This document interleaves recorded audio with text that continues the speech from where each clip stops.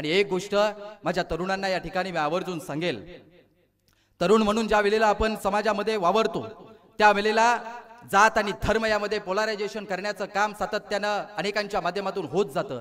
म्हणून मी सुरुवात करत असतानाच या ठिकाणी म्हटलं की हा देश जसा कॅशलेस झालाय त्याचप्रमाणे हा देश ज्या दिवशी कास्टलेस होईल त्या दिवशी खऱ्या अर्थानं समाजात परिवर्तन निर्माण होणार आहे।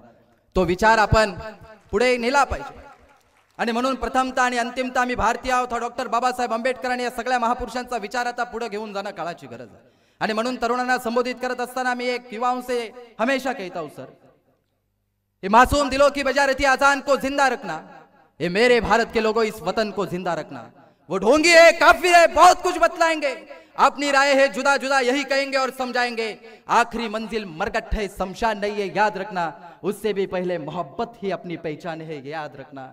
जो घर फूकने की बात करे वो जायज कैसे ही सोचना, जो मेल जोल के खिलाफ हो वो लायक कैसे सोचना।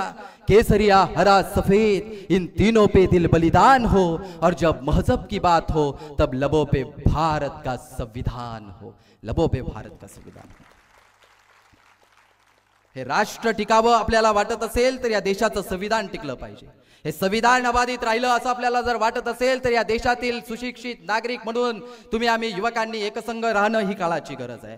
तुमच्या आमच्या खांद्यावरती ते नेतृत्वाची धुरा घेणं ही काळाची गरज आहे। ज्या शिवरायांनी, ज्या डॉक्टर बाबासाहेब आंबेडकरांनी, ज्या बिरसा मुंडांनी आपलं नेतृत्व स्वीकारलं, समाजाला न्याय देण्याचा प्रयत्न केला, आज ती लढाई लढण्याची गरज आवश्यकता नाही, ती सिच्युएशन नुसार त्यांनी त्या काळाची गरज होती त्या वेळेला ती लढाई लढली।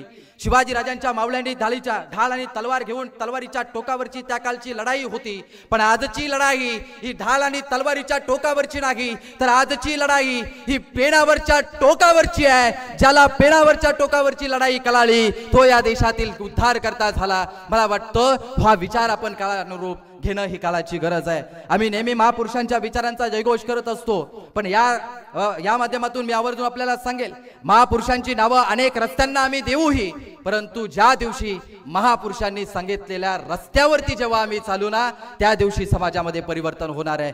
महापुरुषांच्या गळ्यामध्ये हारांचं ओझं आम्ही ज्या वेळेस टाकतो, पण महापुरुषांच्या विचारांचं ओझं ज्या वेळेस आम्ही आमच्या डोक्यात टाकू ना त्या दिवशी समाजामध्ये परिवर्तन निर्माण होणार आहे। मला वाटतं ही परिवर्तनाची लाट, ही क्रांतीची लाट आहे। इथून पुढे अनेक संधी आपल्याकडे आहेत, त्या संधीचं सोनं करून या देशाला उभं करा असा मापक अपेक्षावाद या ठिकाणी आपल्या समोर व्यक्त करतो।